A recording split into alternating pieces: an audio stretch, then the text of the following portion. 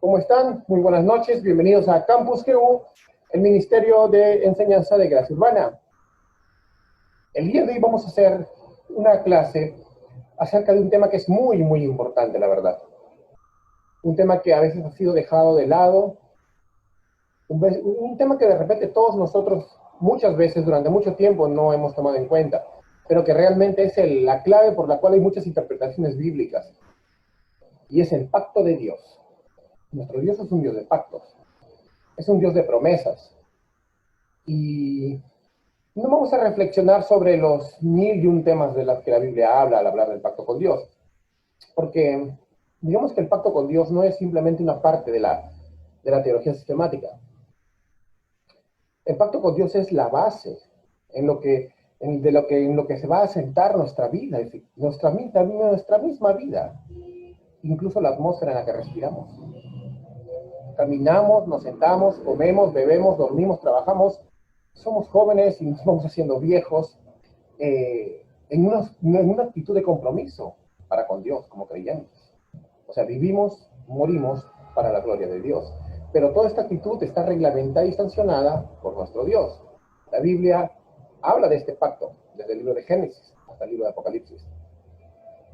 Y debemos entenderlo de esta manera. Lo que Dios promete a su pueblo en este pacto, Él ordena en ese mismo pacto y luego pone también las advertencias de lo que debe cumplirse. Y quisiera hacer algo que hoy día, quisiera ver algo de la excelencia de este pacto el día de hoy, sobre todo teniendo como telón de fondo el desconocimiento que hay, tal vez, como les repito, dentro de la iglesia evangélica del mismo, y que aún hoy muchos cristianos podríamos haber encontrado en nuestras enseñanzas. Y señalar realmente, amigos pastores y líderes que me escuchan, ese descuido que hemos tenido de repente, y podamos reconsiderar nuestras cosas, nuestras enseñanzas, y ajustarlo más a lo que dice el panorama completo de las Escrituras. Con mucho gusto, sabemos que todos son hermanos y los reconocemos, todos somos amigos y hermanos en Cristo, pero eso no quita que tengamos que hacer alguna observación cuando algo tan grave ha pasado como desconocer el pacto con Dios. Recuerden que por más que una denominación, por más que el círculo en el que nos movamos no esté de acuerdo con algo, no todos los patrones de conducta y doctrinas que se enseñan o que nos han enseñado, si no están conforme con las Escrituras o conforme a nuestros amigos o conforme a nuestra denominación, debemos nosotros seguirlas. Recuerda lo que dice Juan en primera de Juan: no creáis a todo espíritu, sino probad los espíritus. O sea, las enseñanzas. Entonces vamos a aprender de esto, ¿no? Recordemos, en primer lugar, cómo Dios establece su pacto con Abraham y con nosotros, ¿no? Y acaso, pues, contéstame si en el momento en que Dios hace su pacto con Abraham, ¿le pidió permiso a Abraham para hacerlo? Pues no. Siempre el pacto ha sido unilateral. Vamos a aprender de eso bastante, acerca del pacto unilateral de Dios. Ante todo, vamos a ver qué significa pacto. En el diccionario Larousse, un diccionario más actual, verso 16, para nosotros en la lengua castellana, pacto significa un acuerdo o tratado entre dos personas, ¿no? Entidades, partidos políticos, ¿no? En los que se exige el cumplimiento por cada una de las partes de lo estipulado en un documento, ¿no? Por ejemplo, habrás escuchado, ¿no? El partido tal no cumplió los pactos económicos convenidos, o este país hizo un pacto con él y no cumplió y va a ser sacado de la organización porque no cumplió. Sucede. Bueno, entonces es una obligación establecida, o un acuerdo o un tratado. Entonces el pacto en nuestra lengua española es un convenio. La idea de hacer un pacto entonces en la Biblia no es bilateral, sino, como te dije, Ferto, es unilateral. En el pacto unilateral se requiere que solo una de las dos partes cumpla con ciertas estipulaciones predeterminadas. En un pacto bilateral, o sea, en el que, por ejemplo, dos naciones hagan, se requiere que ambas partes cumplan con los requerimientos de este acuerdo, de este pacto, de este testimonio, de este testamento. Entonces, la idea de hacer un pacto o contrato es asegurar que lo que se ha acordado se tiene que cumplir y se tiene que firmar, o sea, tiene que sellarse. Si una de las partes del pacto no cumple con su responsabilidad, la otra parte no tiene la obligación de cumplir con la suya. Por lo tanto, entonces este contrato legalmente puede disolverse. Incluso puede la parte que no ha cumplido puede ser demandada, castigada. Entonces el pacto obliga, una vez haya sido ratificado, o como se dice ahora, aceptado, a que ambas partes cumplan lo acordado. En la Biblia, el término pacto es usado frecuentemente cuando se habla de la relación establecida entre dos o más personas, que muchas veces incluía el destino de toda una nación. Y podemos ver, por ejemplo, el pacto que realiza Salomón, por ejemplo, e Hiram, ¿no? En primer libro de los Reyes, verso 5, capítulo 5, verso 12, dice que el Señor dio a Salomón sabiduría tal como le había prometido, y hubo paz entre Hiram y Salomón, y ambos concertaron una alianza. Eran dos reyes, ¿no? Ambos reyes se prometieron la paz y las buenas relaciones diplomáticas entre las dos naciones que representaban.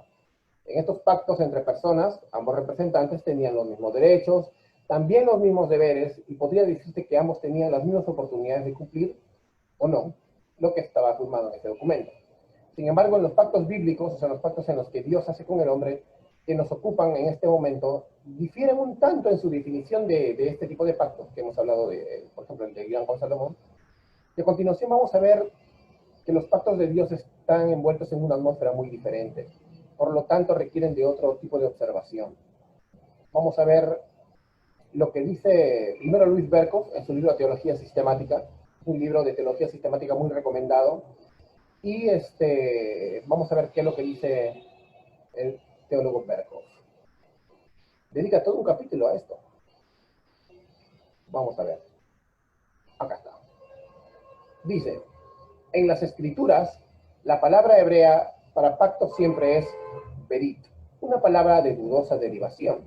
La opinión más general es que se deriva del hebreo bará, cortar, y contiene por tanto un recuerdo de la ceremonia que se menciona en Génesis 15, verso 17. Sin embargo, algunos prefieren pensar que se deriva de la palabra asiria berita, que significa atar. Esto señalaría, desde luego, el pacto como un compromiso. Para la construcción de la doctrina, no tiene gran importancia conocer el origen de la palabra berit. Puede indicar un acuerdo mutuo voluntario, bilateral, y también una disposición o arreglo impuesto por una de las partes a la otra, unilateral. Pero también una disposición o arreglo impuesto por una de las partes, y su significado exacto no depende de la etimología de la palabra ni del desarrollo histórico del concepto, sino simplemente de las partes interesadas. En la medida en que una de estas partes está subordinada y tiene menos que decir, el pacto adquiere carácter de disposición o arreglo impuesto por una de esas partes a la otra. Berit se convierte en sinónimo de choc, o sea, estatuto u ordenanza definidos. Eso lo vemos en Éxodo capítulo 34, en Isaías 59, Jeremías 31, 33 y 34. Naturalmente, cuando Dios establece un pacto con el hombre, este carácter unilateral es muy evidente, puesto que Dios y el hombre no son partes iguales. Dios es el soberano que impone sus ordenanzas sobre sus criaturas. Wow. Muy bueno, ¿eh? Hay una traducción de la Biblia y otros escritos al griego llamada la Septuaginta. Y ahí esta palabra berit, hermano, se traduce como diateque. Y en cada uno de los pasajes donde ocurre esta traducción al griego del Antiguo Testamento, con excepción de Deuteronomio capítulo 9, verso 15, donde se le etiqueta como marturión a la palabra berit, se le traduce marturión, y en primero de Reyes, verso 11, se le traduce en tole. La palabra diateque se reduce a este uso, excepto en estos pasajes. Entonces, esta forma de usar la palabra parece muy peculiar en vista del hecho de que no es la palabra griega usual para pacto, o sea, para acuerdo, sino que realmente denota una disposición y consecuentemente también un testamento, o sea, un documento que testa esto. La palabra ordinaria para pacto sería sumteque. Ahora, algunos de repente se preguntan, por ejemplo, como algunos teólogos liberales, no, es que de repente intentaron los traductores sustituir la idea de pacto con otra idea, y no es así, evidentemente no. En Isaías 28:15 usan las dos palabras como sinónimas. Ahí diateque significa claramente un pacto o un convenio. De ahí que no hay donde que puedan decir que diateque significa otra cosa. Pero queda la pregunta entonces, ¿por qué de una manera tan general evitan usar dianteque y le sustituyen por una palabra que denota una disposición solo de convenio? con toda probabilidad la razón se encuentra en el hecho de que en el mundo griego la idea de pacto expresada por Sunteque estaba basada en gran parte sobre la igualdad legal de las dos partes. O sea, Sunteque era un convenio, sí, igual que Diateque, pero en cuanto a dos partes iguales, ¿no? Y lo que, de tal manera que no se podía explicar realmente cuál es el pacto de la forma hebrea si no hay una consideración, una modificación considerable, perdón, y deberían incorporar una palabra que se ajuste más a esto, ¿no? Soberanamente el Señor es el rey victorioso, el que imponía su pacto sobre el derrotado. Entonces, en este caso, Dios impone su pacto sobre el hombre. Entonces, está totalmente ausente la idea de que el hombre sea igual que Dios y que el hombre pueda aportarle a Dios parte del testamento, en el sentido de que, bueno, yo voy a poner estas leyes y tú pones las otras, o yo agrego algo, ¿no? Yo voy a agregar alguna cláusula. No. Entonces, de esta manera, Diateque fue anexado como convenio. Entonces, esta palabra se resume en sí misma como una deuda. Entonces, diateque significa que es un pacto de deuda, un pacto de deber que tenemos para con Dios. No estamos en deuda, porque nuestra relación con Dios es debida a la aproximación de Dios hacia nosotros y a su misericordia, no por algo que nosotros hayamos querido hacer. Entonces, nosotros somos los que tenemos el deber de aceptar las condiciones de amor, fe, pero también de obediencia puestas por Dios, y no podemos alterarlas, hermanos. O sea, la misma palabra diateque demuestra que nunca podemos encontrar a Dios en igualdad de condiciones. Dios no es como nosotros. Dios no es un barbón sentado en un trono con trompetas alrededor. Dios es totalmente otro. Dios no es un hombre gigante. Sino que la única forma de aceptar este diateque, o sea, este pacto de deuda, de deber, es con humildad y gratitud estípula. Había un hombre en Escocia, un teólogo llamado Samuel Rutherford, y él redactó un catecismo, y él pregunta, en este catecismo, dice, ¿qué indujo a Dios, aquí tengo la cita, a hacer el pacto de gracia? Y responde, su propia y libre misericordia y gracia, pues cuando él lo hizo, nosotros éramos como hijos bastardos, desamparados, muertos, dejados a la intemperie a morir en su propia sangre.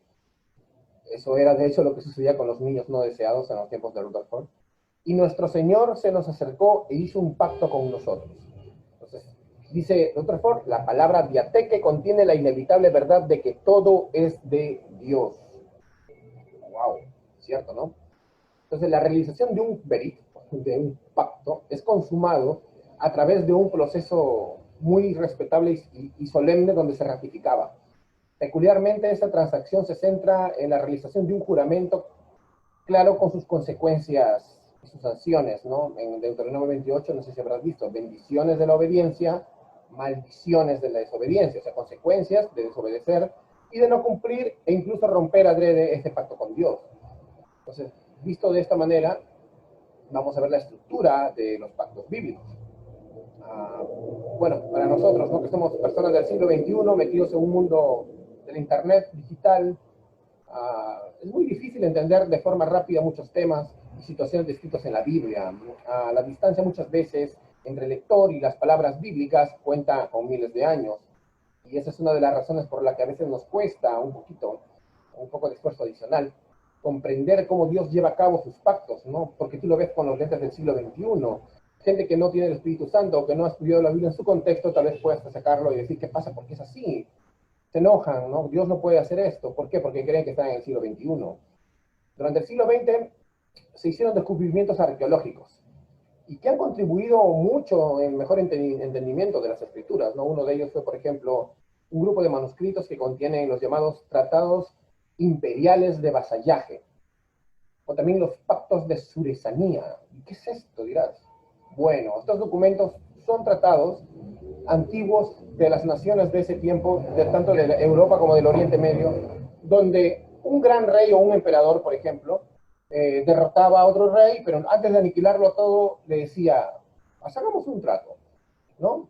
Te pongo bajo mi mando, tú vas a ser un pueblo vasallo mío, yo te voy a cuidar, yo te voy a proteger, como dicen los jóvenes actualmente, yo te voy a chalequear, pero eso sí, tienes que pagarme impuestos, el porcentaje tanto de tu Producto Bruto Interno va para mí, y así un montón de reglas, ¿no? Entonces, este emperador ponía bajo su mando a otro rey o a otro pueblo, por supuesto, al ser derrotado, pasa a ser de menor grado o jerarquía que ellos, o rendidos, y este documento se firmaba. Y este documento servía para que estos emperadores administraran sus reinos como reinos vasallos. Y este reino vasallo le juraba lealtad al rey conquistador, ¿no? En el mundo antiguo, el mundo de la Biblia era un mundo de imperios, donde tú no hubieras podido crear un mapa solamente, aunque ahora sí se nos pueden presentar mapas, pero tú te das cuenta que incluso por más que se nos presentan geológicamente, geopolíticamente, perdón, divididos, en 10 años puede cambiar, en 100 años, en 20, en 30 paran cambiando, porque nunca era un mundo tranquilo, era un mundo de imperios, era un mundo de guerras, era un mundo de la lucha por la supremacía, como siempre. Y de muchas maneras esta realidad política dominaba estas áreas de Europa y Medio Oriente en la antigüedad, de tal manera que se estableció en la manera de pensar de las personas, casi sobre todo en la vida, estos pactos como muy normales. Esta fue una verdad contundente con respecto a la manera en que los imperios se establecieron, cómo se mantenían, cómo administraban sus reinos, su reino en general, pero sus microreinos, digamos, sus vasallos, sus imperios pequeños vasallos, ¿no? Es como los grandes faraones, por ejemplo, lo hacían, los reyes hititas poderosos, los asirios extendían sus reinos, luego lo hizo Babilonia, ¿no? De esa manera lo hacían. Entonces, no en todas las relaciones internacionales se manejaban de la misma manera, depende del rey, había reyes que no decidían tomar rehenes o pueblos bajo vasallaje, sino que decidían destruirlo todo. Entonces, así, era depende. Y el entendimiento de la estructura de estos tratados van a servir mucho para entender cómo es el pacto de Dios con nosotros, cómo se parece mucho a los tratados imperiales de vasallaje. Por lo tanto, la exposición de la estructura general de los pactos de vasallaje nos van a servir bastante porque esa es la estructura que vemos en la Biblia, en el cual Dios tiene un pacto con nosotros. Y empezamos con el punto número 1 de los pactos imperiales de vasallaje, que es la benevolencia real. Cuando redactaban este documento, se describían las bondades que había tenido el emperador sobre sus súbditos. Generalmente el rey se describía como victorioso, se describía como un rey glorioso, por ende, digno de toda alabanza y gloria por todos a quienes gobernaba y también por este nuevo pueblo que pasaba a manos ahora de su país. 2. Segundo punto. Después de la alabanza a la benevolencia del rey, venía la lealtad vasalla. O sea, su objetivo principal era describir cómo los vasallos habían de serle fieles a su emperador. Digamos, les ponía una ley, una constitución, contenía un listado de normas, ¿no? De una legislación, una lista de leyes, mediante las cuales los súbditos van a tener una sociedad ordenada que no cree problemas al imperio y también lealtad al rey. Y el número 3, lo que le llaman en Deuteronomio maldiciones, son las consecuencias. Las consecuencias. En esta última parte se describían qué pasaría si este reino desobedece, si este reino se rebela, y se prometían maldiciones, o sea, consecuencias para quienes no sean obedientes, los castigos. Entonces, de los pactos, que se ocupa la teología del pacto que estamos estudiando, vamos a ver que sigue una forma de definición muy similar a todos estos pactos de sulesanía o pactos de vasallaje. Estas similitudes nos ayudan a comprender la forma que Dios usa para gobernar a su pueblo, empleando así una forma paralela en que los seres humanos estaban acostumbrados a reconocer un rey. Por eso todas las personas de ese tiempo lo entendían. Bueno, a continuación vamos a mostrar los pactos bíblicos. ¿Ya? Vamos a aprender los pactos bíblicos. Te vamos a mandar después un PDF y va a estar. Si quieres apuntas, si tienes esa forma de aprender. Pero la teología histórica divide los pactos bíblicos en los siguientes. Pacto número 1, vamos a ver en Génesis capítulo 2, del 15 al 17, lo vamos a leer esta vez con la Reina Valera. Génesis capítulo 2, vamos a leerlo del 15 al 17.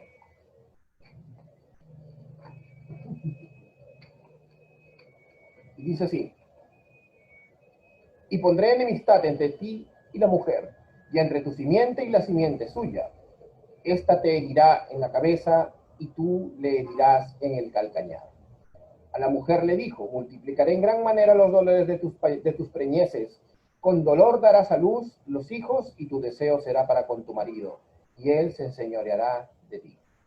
Y al hombre dijo: por cuanto obedeciste a la voz de tu mujer, y no comiste del árbol que te mandé, diciendo: no comerás de él, maldita será la tierra por tu causa.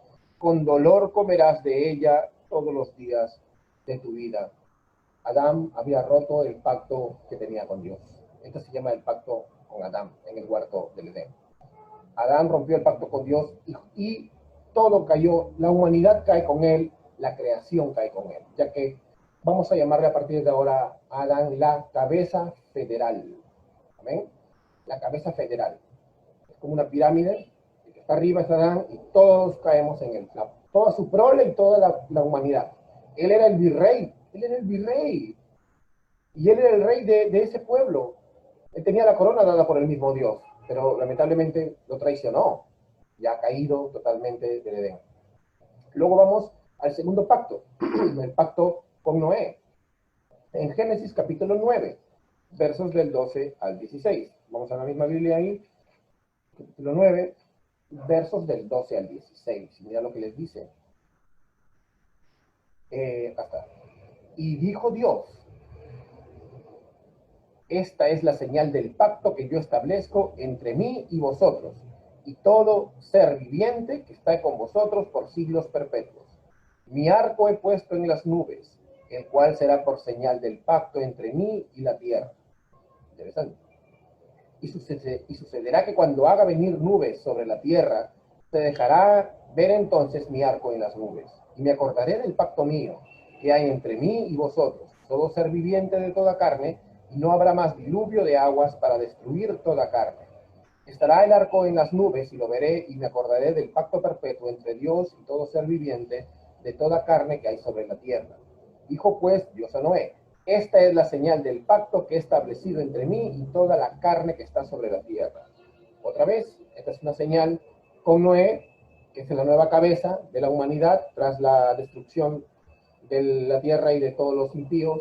Solo quedó Noé y su familia, Noé como patriarca, Noé y la creación. Dios hace un pacto con Noé y la creación de no volver, de no volver a hacer un diluvio y de volver a poblar la tierra.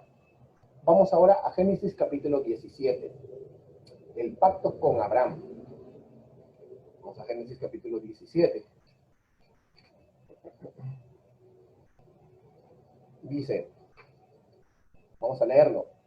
Era Abraham de edad de 99 años, cuando le apareció Jehová y le dijo: yo soy el Todopoderoso, anda delante de mí y sé perfecto, y pondré mi pacto entre mí y te multiplicaré en gran manera. Entonces Abraham se postró sobre su rostro, y Dios habló con él diciendo: he aquí mi pacto es contigo, y serás padre de muchedumbre de gentes, y no se llamará más tu nombre Abraham, sino que tu nombre será Abraham, porque te he puesto por padre de muchedumbre de gentes. Y te multiplicaré en gran manera, y haré naciones de ti, y reyes saldrán de ti. Estableceré mi pacto entre mí y ti, y tu descendencia después de ti, en sus generaciones, por pacto perpetuo, para ser tu Dios y el de tu descendencia después de ti. Y te daré a ti y a tu descendencia después de ti la tierra en que moras, toda la tierra de Canaán, en heredad perpetua, y seré el Dios de ellos. Dijo de nuevo Dios a Abraham: en cuanto a ti guardarás mi pacto y tu descendencia después de ti por sus generaciones. Este es mi pacto que guardaréis entre ti y vosotros en tu descendencia después de ti. Será circuncidado todo varón de entre nosotros, de entre vosotros. Circuncidaréis pues la carne de vuestro prepucio, y será por señal del pacto entre mí y vosotros. Y de edad de 8 días será circuncidado todo varón entre vosotros por vuestras generaciones, el nacido en casa, el comprado por dinero, a cualquier extranjero que no fuere de tu linaje. Debe ser circuncidado el nacido en tu casa y el comprado por tu dinero, y estará mi pacto en vuestra carne por pacto perpetuo. El varón incircunciso, el que no hubiere circuncidado la carne de su prepucio, aquella persona será cortada de mi pueblo, ha violado mi pacto. Dijo también Dios a Abraham: a Sarai tu mujer no llamarás Sarai más, ahora será Sara su nombre, y la bendeciré, y también le daré a ella hijo. Sí, la bendeciré para que venga a ser madre de naciones, reyes de pueblos, y vendrán a ella. Entonces Abraham se postró sobre su rostro y se rió, y dijo en su corazón: a hombre de 100 años ha de nacer hijo, y Sara ya de 90 años ha de concebir. Y dijo a Abraham Dios: ojalá Ismael viva delante de ti. Respondió Dios: ciertamente Sara tu mujer te dará a luz un hijo, y llamará su nombre Isaac. y confirmaré mi pacto con él como pacto perpetuo para sus descendientes después de él. Y en cuanto a Ismael, también te he oído. He aquí que le bendeciré y le haré fructificar y multiplicar mucho en gran manera. 12 príncipes engendrará y hará de él una gran nación. Mas yo estableceré mi pacto con Isaac, el que Sara te dará a luz, por este tiempo el año que viene. Y acabó de hablar con él, y subió Dios de estar con Abraham. Entonces Abraham tomó a Ismael su hijo, y a todos los siervos nacidos en casa, y a todos los comprados con su dinero, a todo varón entre los domésticos de la casa de Abraham, y circuncidó la carne de prepucio de ellos en aquel mismo día como Dios le había dicho. Era Abraham de edad 99 cuando circuncidó la carne de su prepucio. E Ismael, su hijo, era de 13 años cuando fue circuncidada la carne de su prepucio. En el mismo día fueron circuncidados Abraham e Ismael, su hijo. Y todos los varones de su casa, el siervo nacido en casa, el comprado del extranjero por dinero, fueron circuncidados por él. Este es el pacto que Dios hace por Abraham y pone la circuncisión para el Antiguo Testamento como una señal del pacto con Dios. Todos aquellos que iban a estar en el pacto con Dios tenían que ser circuncidados.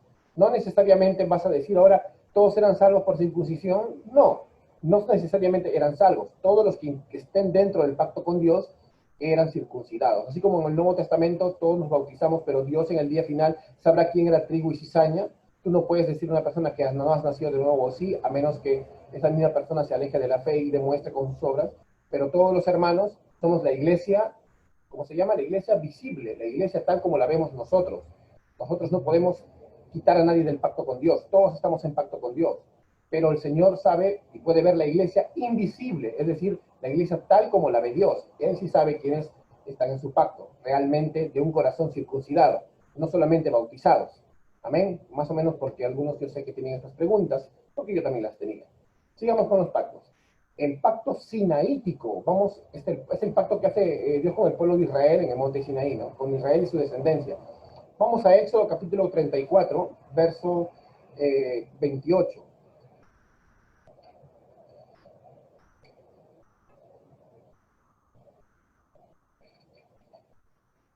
Dice así, dice, y estuvo allí con Jehová 40 días. A ver,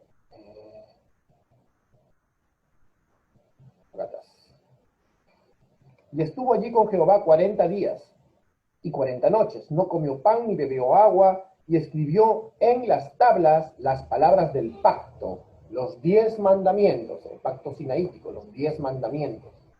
Luego vemos en el segundo libro de Samuel, en el capítulo 7, en el verso 12 al 16, el pacto con David acerca de su trono. Te das cuenta que la revelación del Mesías y la revelación de la promesa es progresiva, ¿no? Va haciéndose más clara conforme pasan los años y cómo Dios va renovando el único pacto que tiene siempre con su pueblo, ¿no? Entonces es una renovación del mismo pacto con diferentes creyentes que Dios escoge.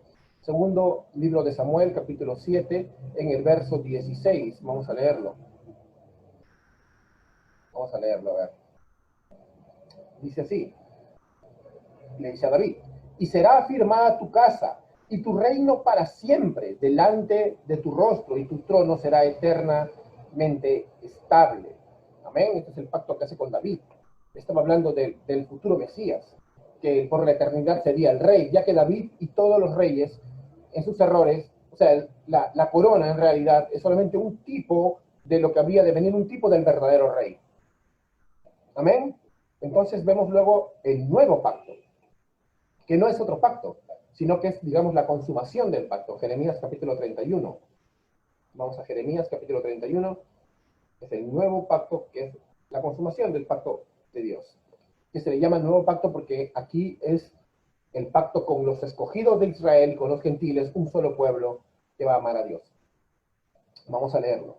Dice, he aquí, verso 27. Acá está.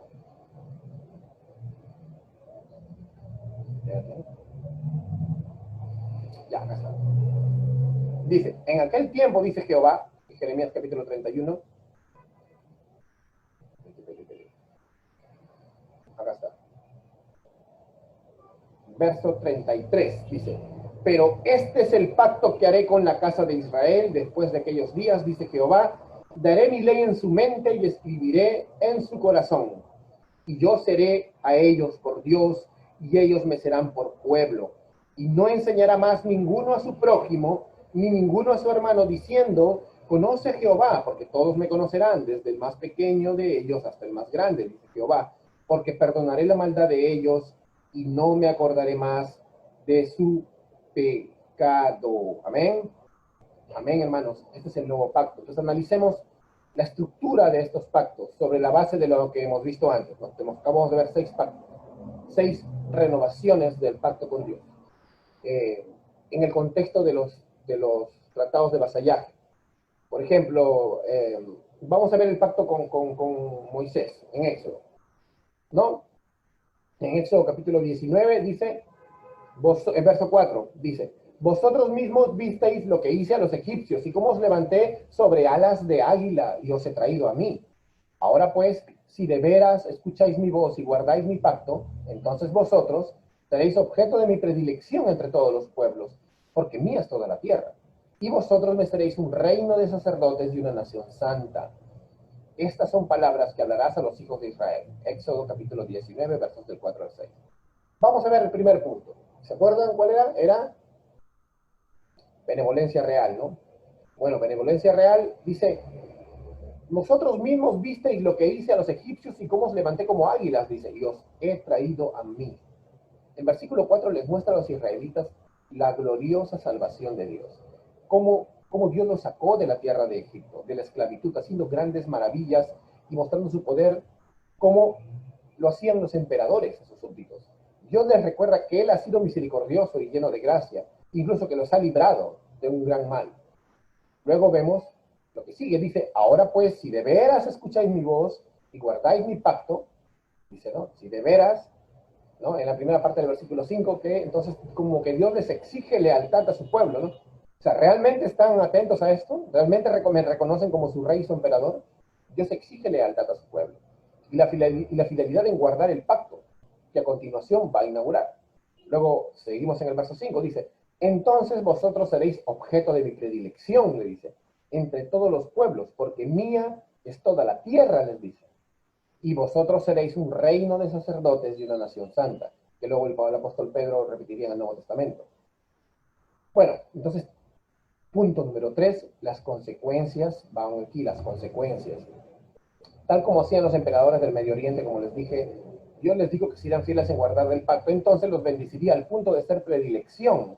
O sea, ustedes van a ser la niña de mis ojos, mi favorito. Por consiguiente, si no lo hacen, no van a ser sus favoritos, no van a ser bendecidos, no van a ser sacerdotes ni una nación santa. ¿Se dan cuenta? Entonces, los pactos del Antiguo Testamento tienen una estructura muy bien definida. ¿Amén? Eso hay que tenerlo bien claro. Vamos a seguir adelante. Y vamos a empezar ahora de una forma más sistemática, habiendo entendido ya los pactos, con este tipo de bosquejo que acabamos de ver, vamos a ver cómo es que el Señor hace pacto con el pueblo de Dios. Y vamos a empezar con algo, que bíblicamente encontramos de que la creación es un medio para el cumplimiento de la redención. La creación es un medio para el cumplimiento de la redención. Por tanto, en el único decreto eterno de Dios que antes de la fundación del mundo decretó todo, por lógica, ¿no? Digamos que dentro del decreto hay decretos. O sea, el decreto de creación está después que el decreto de redención. O sea, el decreto de redención es antes de la caída, del decreto de caída incluso. ¿Entienden? Entonces, por eso el decreto de salvación es antes. Y por eso vamos a ver primero algo que se llama el pacto de redención. Apúntalo ahí, te lo panto del PDF, no te preocupes. El pacto de redención. El pacto de redención merece importancia porque casi no se enseña en la teología del pacto incluso. El pacto de redención debe verse como un segmento fundamental incluso dentro de los pactos y el pacto de gracia que vamos a ver a continuación, y no como un pacto diferente. El pacto de redención no es diferente al pacto de gracia. Digamos que este es el momento en el que se forma y el pacto de gracia es el momento de la consumación. ¿Amén? Hay que verlo así. Aunque esta distinción entre pacto de redención y pacto de gracia tiene a su favor declaraciones bíblicas que nos hacen más claras las cosas, no por esto vamos a decir que son dos pactos diferentes o dos tratados separados, sino que uno es fuera del tiempo y espacio creado y el otro es el cumplimiento dentro del tiempo y espacio creados. Así como para que lo entiendan. El pacto de gracia, el pacto de redención, son dos modos de ver un mismo pacto evangélico y de misericordia, o sea, del evangelio. Entonces vamos a distinguir, ¿no?, entre el pacto de redención, que en teología en latín le llamaban el pactum salutis, y es un pacto entre el Padre, el Hijo y el Espíritu Santo, o sea, entre el Dios Trino. Y basado en esto es la aplicación de la gracia de Dios. Este pacto puede verse como el inicio, digamos, entonces, ya si lo quieres ver así, del pacto de gracia. Y es donde Cristo, como representante de los que van a creer, promete cumplir toda la ley con el objetivo de imputarle justicia al creyente. Vamos a citar la teología sistemática de Luis Berkhof. A continuación, acá tengo la cita. Es un poco amplio, así que prepárate. Vamos a citar a Luis Berkhof, es un buen teólogo, por eso te lo recomiendo. Me gusta mucho cuando habla de estos temas. Y vamos a hablar de lo que dice. Dice, las escrituras, dice Berkhof, señalan claramente el hecho de que el plan de redención estuvo incluido en el decreto o consejo eterno de Dios. Ahora encontramos que en la economía de la redención, en la administración, hay un sentido, una división de labor. El Padre es el originador, el Hijo el ejecutor y el Espíritu Santo el administrador. Esto solamente puede ser resultado de un acuerdo voluntario entre las personas de la Trinidad, de tal manera que sus relaciones internas toman la forma de un pacto de vida. De hecho, es precisamente en la vida trinitaria en donde encontramos el arquetipo de los pactos históricos, un pacto en el propio y más completo sentido de la palabra.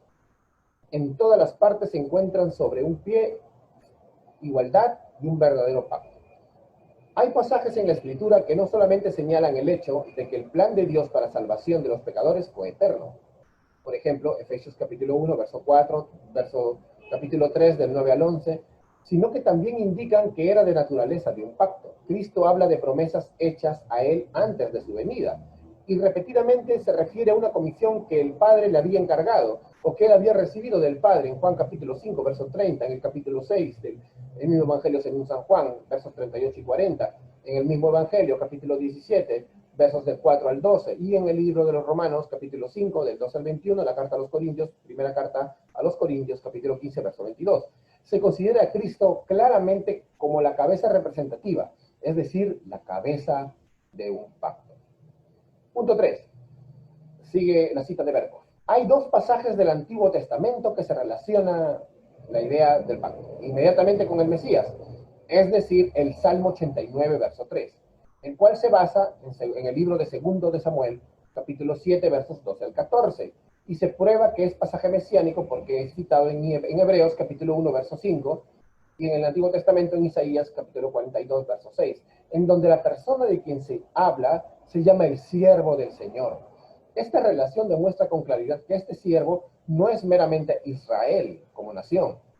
Además, hay pasajes en los que el Mesías habla de Dios como su Dios, usando de este modo el lenguaje del pacto, como en el Salmo 22, capítulo 1 y 2, versículo 1 y 2, y en el Salmo capítulo 40, verso 8.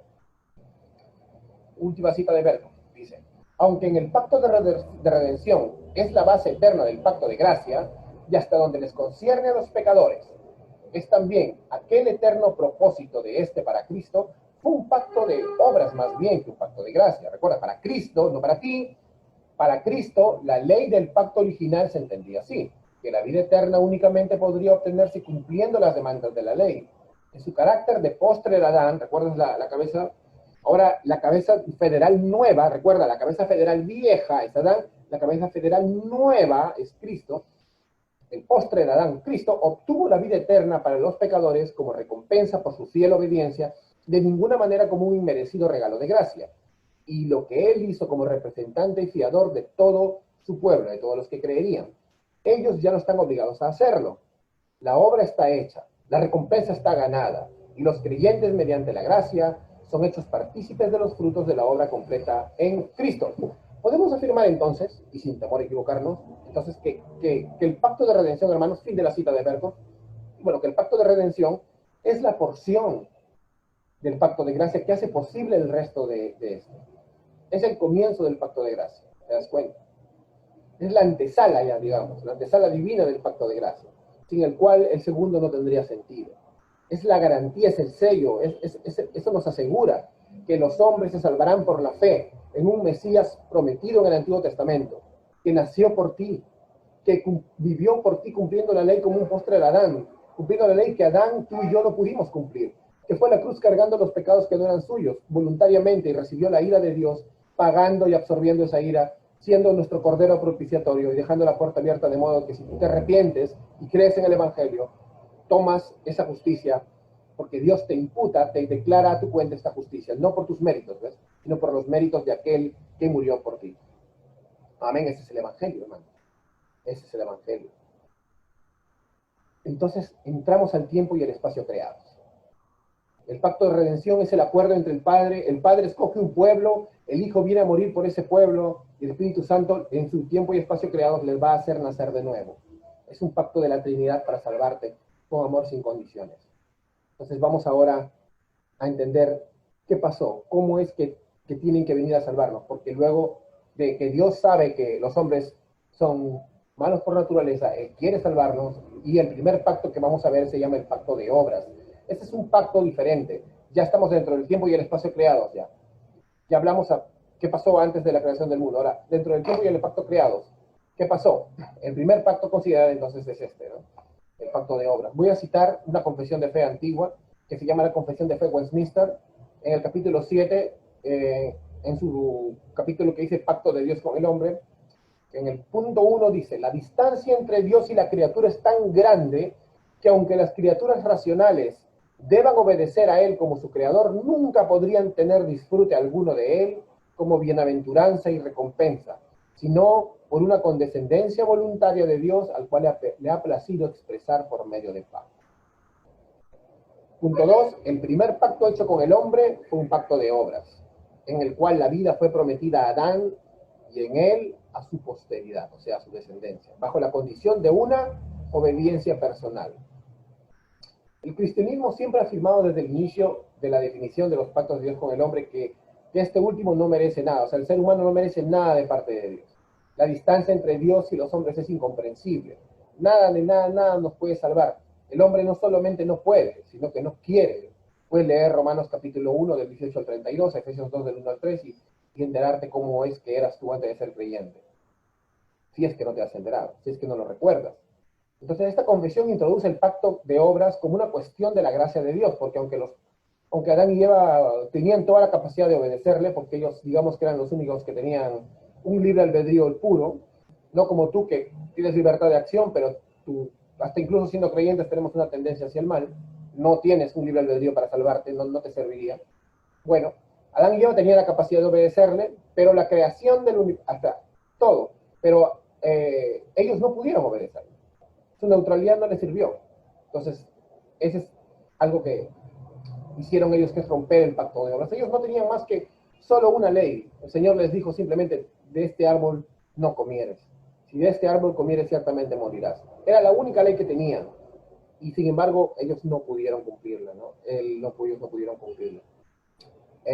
Williamson, en su comentario de la confesión, es un autor, G. Williamson, dice: este pacto de obras, en el pacto de obras, la gracia divina es vista cuando Adán recibió la promesa de vida y prosperidad bajo la condición de obediencia perfecta y perpetua, la cual le debían a Adán muy aparte de tal bendición ofrecida por la gracia de Dios. Sin embargo, la caída causó que el hombre fuera totalmente incapaz de cumplir las condiciones del pacto. Y es así que Dios en su misericordia establece un nuevo pacto llamado de gracia, que sería la consumación del pacto de redención. Ambos pactos serán de la gracia, pero el segundo merece ser llamado así porque Dios provee lo requerido para llenar las condiciones del pacto por el cual su pueblo recibe la salvación. Es decir, la existencia del pacto de obras trajo a existir el pacto de gracia. Adán no pudo cumplir la ley, hermanos. Adán no pudo cumplir. Como dice Oseas capítulo 6, verso 7, el Señor les habla a la humanidad, a todos nosotros, y dicen: ellos como Adán quebrantaron mi pacto. Allí me fueron infieles. O sea, para Dios lo que hizo Adán es una infidelidad. Quebrantó el pacto, por tanto ya no merecía la vida eterna. Por eso ahora somos mortales. ¿Te das cuenta? Pero el Señor ha sido bueno en gran manera y ha venido hacia nosotros. Pero este pacto de obras contiene la misma estructura, si te das cuenta, que los pactos de su lejanía. que los pactos de vasallaje. Y lo vamos a ver. Vamos a analizarlo de nuevo con los 3 puntos, ¿ya? Benevolencia real, la lealtad vasalla y al final las conclusiones, las consecuencias también que pueden pasar. Primero, la benevolencia divina. Se muestra de forma implícita en este pacto que nos hizo falta que Dios dijera explícitamente cuán bueno era Él, ¿no? Pues Adán acababa de ver con sus propios ojos la creación. Dios no necesitaba estar recalcándoselo. Dios fue misericordioso y lleno de gracia al crear un mundo lleno de belleza y de perfección. Al crear un hombre y colocarle una compañera y ponerlos a ambos en un jardín perfecto donde podrían vivir en una armonía perfecta. En los capítulos 1 y 2 de Génesis muestran un creador realizando una obra que en cada instante muestran su misericordia, su amor, su providencia. Pero en el verso 26 del primer capítulo, entonces Dios da dominio al hombre sobre toda la creación. Le dice, el Dios Trino habla, ¿no? Y dice, hagamos al hombre a nuestra imagen conforme a nuestra semejanza. Y que dice, ejerzan dominio. Y íbamos a ser su virrey. El dominio es de Dios. Pero nos estaba dando esta labor de tener dominio sobre toda la creación. Entonces el Señor estaba mostrando su misericordia, su gracia, su amor por nosotros, su confianza incluso. Pero luego viene la lealtad vasalla. Dios exige obediencia a este vasallo, a este virrey, no orgullo, porque de él no viene nada. Como recordándole a Adán, yo te creé, tú no eres nada. Tienes todo, pero no eres nada. Dios exigió obediencia desde el mismo momento que creó al hombre. Y de hecho, Adán comenzó a recibir encomiendas de Dios. No sé si lees Génesis, vas a ver las tareas que Dios le pone, que lo cultive, o sea, que lo haga producir, que lo guarde, o sea, que lo cuide, ¿no? Que pueda comer de todo árbol libremente, pero de ese árbol no, está la ley. Y luego le dice, no es bueno que estés solo, toma tu ayuda idónea, por favor, ponle nombre a todos los animales. ¿Te das cuenta? Eso le está dando autoridad sobre todos los animales, todos los seres vivientes aparte de él. O sea, Dios le está dando una constitución política, una forma de vivir. Le está diciendo, así van a ser las reglas acá, cholo. Puedes vivir tranquilo. Tú eres mi virrey. Muéstrales nuestra gloria. Muéstrales la gloria de Dios. Ve, hijo mío. Lamentablemente, aunque Dios le ordenó a Adán no comer del árbol del bien y el mal, un mandato que sería el punto sobre el cual caería todo el destino de la humanidad. Prueba que demuestra que Adán desde el comienzo sí era nuestro representante de la pirámide federal, como hablamos, y el hombre cayó junto con él, y la creación junto con todos. Consecuencias, versículo 17, ¿qué le dijo? Justo lo que estábamos hablando, porque el día que comas de este fruto ciertamente morirás. Y tiene una importancia básica en el desarrollo posterior de la raza humana. Dios le dejó claro desde el primer momento cuáles serían las consecuencias de esta desobediencia a su mandato. Y esa frase de ciertamente morirás, literalmente en el original es muriendo morirás. Por eso nosotros nacemos para morir, ¿te das cuenta? Desde que eres un bebé comienzan las enfermedades. Y si Dios te da incluso 120 años de vida, vas a morir por una patología. Incluso si tuvieras 120 años y estás en una cama con una semana para recordar todo, recordarías todos los días de tu vida, siempre hubo una enfermedad, siempre hubo patología, hasta en tu mejor momento. Siempre estamos muriendo constantemente. ¿Te das cuenta? Dios es absolutamente soberano en los tratos con el hombre y tiene perfecto derecho a imponernos condiciones. Dios es el verdadero dador del pacto. Dios es el que nos pone testamento a nosotros. Adán estaba en virtud de su relación natural obligado a obedecer a Dios. Y cuando se le estableció ese pacto, él debió obedecerlo. No es que, algunos podrían decir, pero yo no tengo la culpa que Adán haya desobedecido. Como le decía a los chicos de la iglesia, ¿tú hubieras cumplido el pacto de obras? ¿Tú lo hubieras hecho mejor? ¿Tú no hubieras comido ese fruto? De repente piensas como yo y eres más sincero y hubieras dicho, yo sí hubiera comido ese fruto. Hubiera caído. De repente me hacía una ensalada de frutas incluso. Porque yo creo que en menos tiempo nuestra generación ha hecho más que Adán en 900 años. Así que hay que estar sinceros con nuestro corazón y sinceros con Dios. Pero gracias a Dios que Él es amor y no nos dejó así como estamos.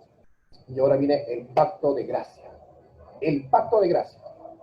El pacto de gracia, a su vez, comprende desde el punto de vista bíblico todos los pactos históricos que acabamos de mencionar después de la caída, ¿no? Noé, Abraham, Moisés, David, y el nuevo pacto que se sella con la sangre del Cordero, que es Cristo mismo.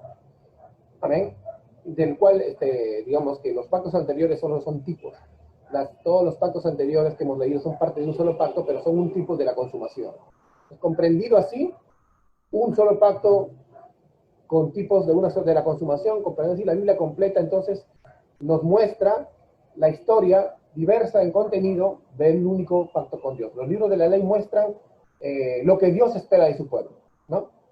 Los libros de la ley nos muestran, por ejemplo, lo que Dios espera de su pueblo, del pueblo del pacto. Los libros de historia nos muestran la respuesta del hombre al pacto con Dios. Y los salmos contienen alabanzas, lamentos, cuestionamientos, bendiciones, maldiciones, aplicaciones de la ley. Los profetas traen juicios, son los fiscales del pacto, nos hacen recordar, no han hecho esto, van a venir las consecuencias, ¿no? Son los fiscales del pacto contra los que rompen el pacto, aunque al mismo tiempo prometen la renovación del pacto. Los evangelios y los hechos presentan la historia ya de este nuevo pacto renovado, sellados con la sangre de Cristo, el cual es aplicado a los creyentes y a la historia del mundo, y en las epístolas, y finalmente en Apocalipsis. Entonces, después de analizar el pacto de obras y el pacto de redención, y habiendo explicado ya que el pacto de redención no es sino que, digamos, una primera fase fuera del tiempo y el espacio del pacto de gracia, y no uno diferente, entonces entendemos en esencia que no es una extensión. Ahora, los cristianos obtienen una visión muy diferente del pacto de gracia, a veces por falta de conocimiento, como vimos al principio, ¿no? O sea, por ejemplo, la teología clásica tiene una visión diferente a la de la teología actual, generalmente a la de la postura llamada dispensacionalismo, ¿no? Y eso trae efectos muy, muy, muy terribles a veces, no solamente en la teología que tienen, sino en la cosmovisión que tienen. Entonces es importante entender esto del pacto con Dios, hermano. Es importante. Y si eres dispensacionalista, te pido que por favor lo estudies. Y si lo has estudiado, pues sigue meditando en él. Porque es importante eso. Nosotros no podemos perder la visión de pacto que Dios nos ha dejado. Perder la realidad de cómo nuestros hijos también pertenecen al pacto con Dios. Algunos dirán, tú eres presbiteriano, entonces bautizas niños. No. En nuestra iglesia, nosotros creemos que el bautismo sí es una señal del pacto con Dios, como lo era la circuncisión, pero como un niño no puede hacer profesión de fe, hacemos una dedicación pactal, pero lo incluimos en el pueblo de Dios. No puedo dejar a mis hijos sin la bendición del pacto de Dios. No puede ser. Si yo tengo un hijo, es cristiano, nominal, está dentro del pacto con Dios, o sea, ahí está. Pero eso no significa que sea salvo, ¿te das cuenta? Como repito, Dios sabe quién es tu iglesia visible y quién es tu iglesia invisible. Tienes que entender eso de ahí. Por si acaso, no es para discutir, es para que entiendas por qué lo hacemos así, ¿no? Entonces, habiendo Dios determinado salvar a los que había elegido, ¿no? Vamos a volver al pacto. Entonces, habiendo determinado Dios salvar a los que había elegido de entre los caídos, señala a su Hijo para que se encargue de nuestra naturaleza, o sea, que se encarne, se haga hombre, y como Cristo o mediador, lo considera como un segundo Adán. O sea, él viene a ser la cabeza de la segunda pirámide. Y como representante de la humanidad redimida, entramos en un pacto con él y somos salvos. Así como estábamos ya en la humanidad caída en Adán, los que entran en un pacto con Dios de corazón, no solamente del pacto visible, ahora estoy hablando ya del pacto de corazón, son salvos. Entonces, te das cuenta que todo lo que hizo Cristo es principal, es vital en esta parte del pacto. Él obra la representación de su pueblo. Él es el verdadero cordero, Él es el verdadero sacerdote, Él es el verdadero rey, Él es el verdadero profeta. Entonces el pacto está vigente hoy día. Mediante este pacto los pecadores son reconciliados con Dios por medio de la expiación, o sea, de la cruz, que es sustitutiva. No es un ejemplo, no solamente es un memorial. Cristo no es un mártir. Cristo es Dios, Cristo es el Cordero enviado por Dios, el Hijo de Dios, a expiar los pecados de su pueblo, a recibir la ira de Dios en reemplazo de su pueblo. El pacto de gracia ha sido administrado, bueno, de diversas formas a través de la historia de la iglesia y ha tenido algunas diferencias en algunos lugares, ¿no? Por ejemplo, hay una postura del pacto bautista, que es un poco diferente a la que tenemos nosotros, pero en resumen están dentro de la ortodoxia, digamos, ¿no? Dentro de lo bíblico, dentro de lo histórico. Entonces hay que entender que la teología del pacto debe ser importante en tu iglesia, tengas la postura presbiteriana o tengas la postura bautista, hermano. No puedes tú negarte a estudiar este tema de la teología del pacto. Lo vamos a dejar hasta aquí porque este tema es bastante más amplio. Va a haber una segunda parte vamos a entender un poco más acerca de cómo podemos ver esta teología del pacto tanto en el Antiguo como en el Nuevo Testamento. Así que esperamos que pronto nos acompañes para poder ver más acerca de este tema tan importante y tan genial como es la teología pactal. Gracias y buenas noches.